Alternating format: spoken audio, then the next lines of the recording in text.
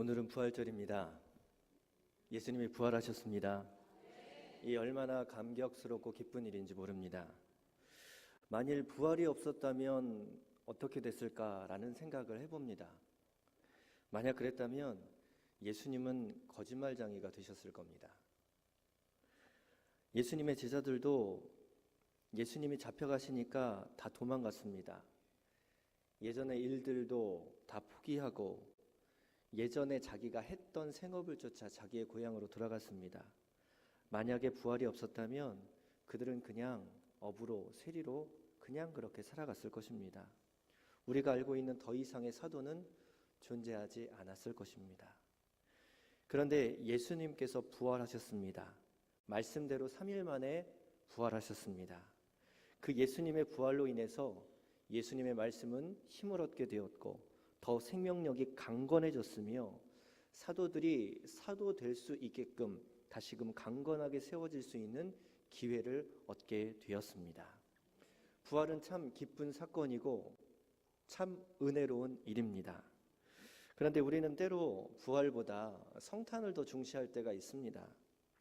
메리 크리스마스라고는 이야기는 하는데 외국에서는 해피스터라고 부활절에 인사들을 하거든요. 그런데 그 모습들이 우리에게는 조금 어색하지 않나 싶습니다.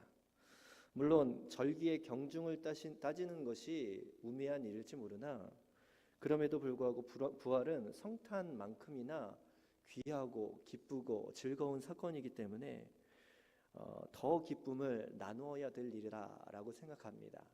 그런 의미에서 우리 옆에 분들과 함께 이렇게 한번 인사해 보시죠. 예수님 부활하셨습니다. 네. 어색하지만 기쁨으로 함께 좀 나누시길 바랍니다. 예수님께서 십자가에 못 박혀 돌아가시고 무덤에 장사 지낸 바 되었다가 3일 만에 다시 살아나셨습니다. 그런데 그 부활의 은혜를, 부활의 기쁨을 짐작지도 못했던 대부분의 사람들, 거의 모두가 그랬죠. 그래서 3일째 되던 날 여인들이 무덤을 찾아갔습니다. 그 무덤에 당연히 예수님께서 계실 것이다 라고 생각했기 때문입니다. 그런데 그 무덤은 비어 있었습니다. 천사가 그 돌을 굴려서 문이 열리게 되었고 보니 그 안에는 예수님이 안 계셨습니다. 그때 천사가 오늘 본문 가운데 말하기를 그가 말씀하신 대로 살아나셨느니라 라고 이야기하였습니다. 예수님이 부활하심으로 예수님의 무덤은 그냥 무덤이 아니라 빈 무덤이 되었습니다. 이 빈 무덤으로 인해서 여인들은 오히려 놀랐습니다. 그리고 그들이 갖고 있었던 생각 그리고 삶의 내용, 삶의 초점이 아예 달라지게 되었습니다. 오늘 본문 말씀도 예수님의 무덤이 비어 있는 데에 초점을 맞추고 있습니다. 이 빈 무덤에는 몇 가지 메시지가 있습니다. 가장 첫 번째로요, 이 빈 무덤은 하나님 말씀의 위대함을 보여주고 있습니다. 예수님께서는 이미 사역을 하시던 중에 스스로 죽으시고 3일 만에 살아나실 것, 이 부활하심에 대해서 계속적으로 많은 말씀을 하셨습니다. 오늘 화면을 보고 한번 말씀을 읽어볼 텐데요. 먼저 마태복음 16장 21절을 한번 읽습니다. 시작. 장로들과 대제사장들과 서기관들에게 많은 고난을 받고 죽임을 당하고 제3일에 살아나야 할 것을 제자들에게 비로소 가르치시니. 마가복음 9장 9절 다시 한번 읽습니다. 인자가 죽은 자 가운데서 살아날 때까지 본 것을 아무에게도 이르지 말라. 마가복음 9장 31절 또 읽어볼까요? 인자가 사람들의 손에 넘겨져 죽임을 당하고 죽은 지 3일 만에 살아나니라. 한 번 더 읽습니다. 누가복음 18장 32절입니다. 채찍질하고 죽일 것이니 저는 3일 만에 살아나리라 하시되 제자들이 이것을 하나도 깨닫지 못하였으니. 아멘. 예수님은 이미 죽으시고 부활하실 것을 말씀하셨습니다. 그럼에도 불구하고 그 말씀을 들었던 제자들도, 그 말씀을 들었던 많은 사람들도 그것을 온전히 깨닫지 못하고 사실로 받아들이지 못했습니다.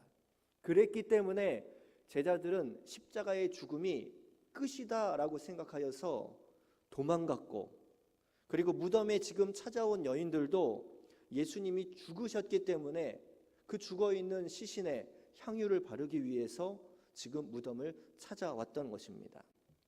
또 제사장들과 서기관들도 이 말씀을 들었지만 부활은 믿지 않았지요. 혹시나 이 부활이 일어난 것처럼 사람들이 이 예수님의 시신을 훔쳐갈까 봐 큰 돌로 무덤을 막아서고, 그리고 사람들로 지키게 했던 것입니다. 그런데 예수님께서는 이 모든 상황, 이 모든 불신, 이 모든 사건들을 다 뒤엎으시고 말씀하신 대로 3일 만에 부활하셨습니다. 큰 돌이 옮겨지고 거기에 천사가 나타났습니다. 그리고 예수님의 무덤을 보니 거기에는 시신이 있는 것이 아니라 시신을 쌓았던 세마포만이 남겨지게 되었습니다. 주님의 말씀은 온전합니다. 믿으십니까? 그 말씀하신 대로 예수님은 부활하셨습니다. 예수님의 말씀이 이루어진 것입니다. 우리가 깨닫지 못하고 인정하지 못한다 하여도 하나님의 말씀은 온전히 이루어지는 하나님의 능력입니다. 뒤집어 얘기하면 내가 예수님의 그 말씀들을 깨닫고 인정하게 될 때에 그것은 곧 나의 능력, 나의 은혜가 될 수 있다라는 것입니다. 미국 시카고에서 기독교 회의가 열렸습니다. 이 회의에 러시아 교회 대표 3명이 함께 참석했습니다. 이 회의에서 나눈 내용들은 성경에 오류가 없다는 것을 우리가 어떻게 변증할 수 있는가, 이거에 대해서 토론을 하기 시작했어요. 그런데 이 토의가 사흘 동안 계속 이어졌습니다. 그런데 그 사흘 동안 러시아 교회 대표 3명은 아무런 발언을 하지 않았습니다. 토의가 다 마무리될 즈음 아무런 얘기를 하지 않았던 러시아 대표들에게 마이크를 넘겨서 소감을 물어보았습니다. 그랬더니 그들이 이렇게 얘기를 했습니다.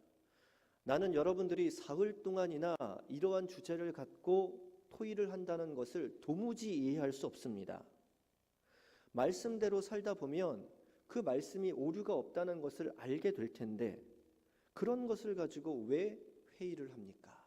그렇게 얘기를 했다고 그래요. 여러 의견을 내놓았던 사람들이 러시아 대표들의 그 말을 듣고 순간 숙연해졌다고 합니다. 여러분, 말씀대로 살고자 하는 사람들은 그 말씀의 이루심을 분명 믿고 확신하게 됩니다.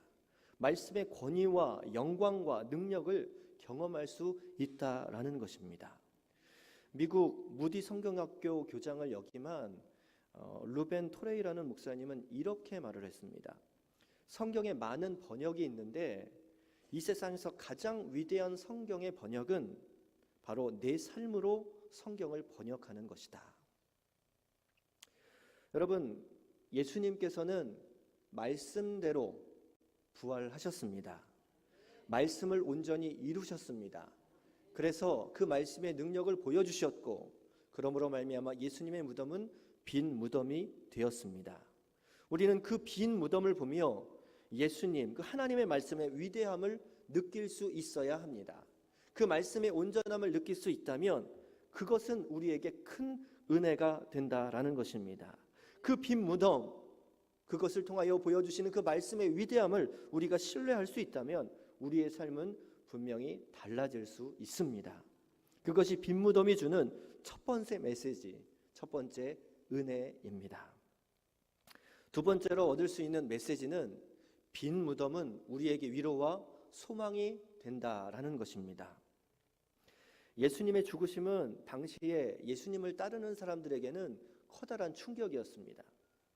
그들의 기대는 예수님께서 승리하시고 이제 만왕의 왕으로서 보좌에 앉는 것, 우리의 왕이 되어 모든 어려움과 아픔들을 뒤엎으실 것을 기대하고 소망했습니다. 그런데 예수님께서는 로마 군인들에게 힘없이 끌려가셨습니다. 그리고 아무런 저항도 하지 않고 십자가에서 무기력하게 죽으셨습니다. 제자들도 여인들도 군중들도 모두 예수를 향한 기대가 있었는데 그 기대는 실망으로 바뀌게 되었습니다. 그래서 제자들도 여인들도 두려워 떨게 된 것입니다. 혹시 예수와 같이 있으면, 그렇게 예수와 함께 복음을 전하고 살았다면 그것이 발각되면 혹시 잡혀갈까 봐 두려웠습니다. 그래서 베드로는 예수를 3번이나 부인하고 저주했습니다. 오늘 말씀에 여인들도 예수님의 무덤을 찾아왔지만 그들 마음 가운데는 두려움이 있었고 무서워하는 마음, 떨리는 마음이 있었습니다. 그래서 나타난 천사도, 그들이 만난 예수님께서도 그들에게 무서워하지 말라라고 말씀하신 것입니다. 여러분, 마음속에 두려움이 있고 염려가 있고 그렇게 무서워하는 마음이 있는 것은 모두 채워져 있는 무덤 때문입니다. 예수님이 무덤에 계시고 모든 것을 실패하셨다고 여기기 때문에 갖게 되는 마음입니다. 예수님이 무덤에 계셔서 모든 것을 실패하셨다고 생각하기에 예수님에 대한 신뢰가 깨어졌고 실망을 갖게 되는 것입니다. 그래서 염려하고 두려워하고 무서워하는 것입니다. 예수님이 마음속에 계시지 않고 무덤에 계시다 생각하기 때문입니다. 그런데 여러분, 예수님께서는 무덤에 계신 것이 아니라 죽음 가운데 부활하셔서 사망 권세를 이기셔서 그 무덤을 떠나 우리의 삶 가운데 지금도 함께 하십니다. 예수님께서 무덤에 계시지 아니하고 살아나셔서 우리의 삶 가운데, 우리의 시간 가운데, 우리의 영역 가운데 함께 하시기에, 우리의 마음 가운데 함께 계시기에 그때 비로소 우리의 마음은 두려움이 아닌 담대한 마음으로, 강건한 마음으로 변화될 수 있는 것입니다. 그래서 사도 바울은 갈라디아서 2장 20절에서 그렇게 고백하지 않습니까?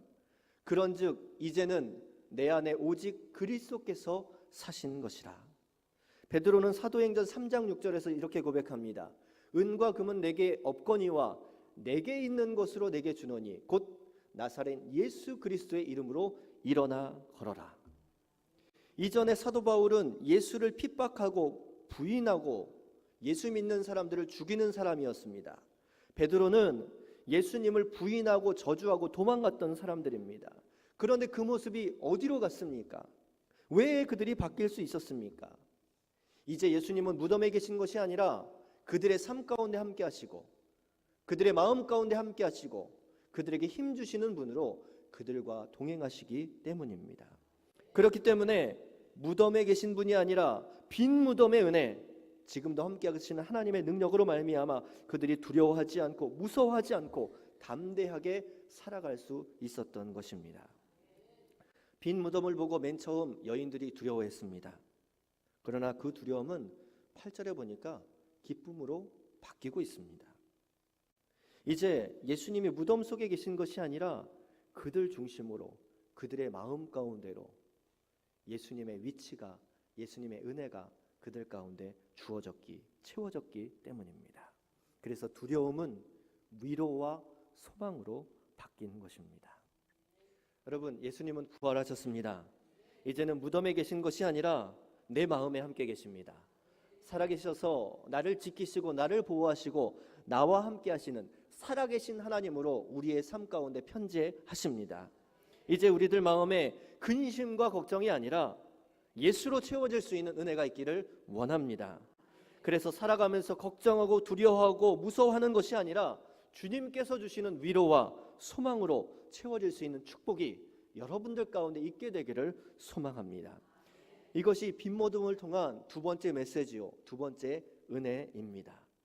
세 번째 메시지는 빈 무덤은 달려갈 수 있는 힘을 준다라는 것입니다. 여인들이 빈 무덤을 보았습니다.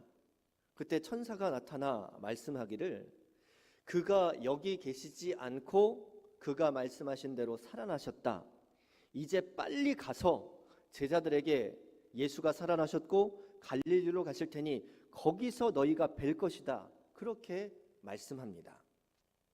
그 소리를 들은 여인들은 무덤을 떠나 다름질을 했습니다. 뛰어갔다라는 것입니다. 그런데 여러분, 오늘 읽지는 않았지만 1절에 보면 여자들은 그냥 예수님의 무덤을 향해 갔다라고 기록하고 있습니다. 그 걸음은요, 두려워하는 마음이 담긴 걸음입니다.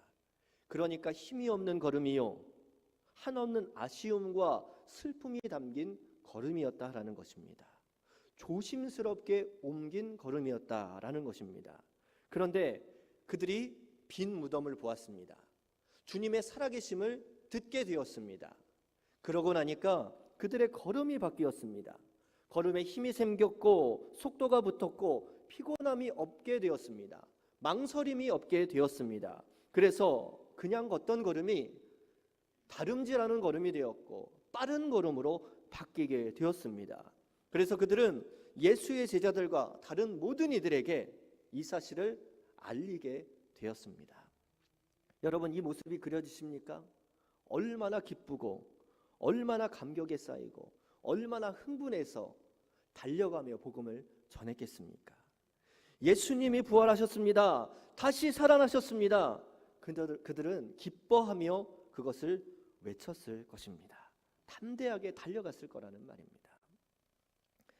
터키에서 선교하던 선교사 한 분이 사람들에게 부활을 설명하며 복음을 전했습니다.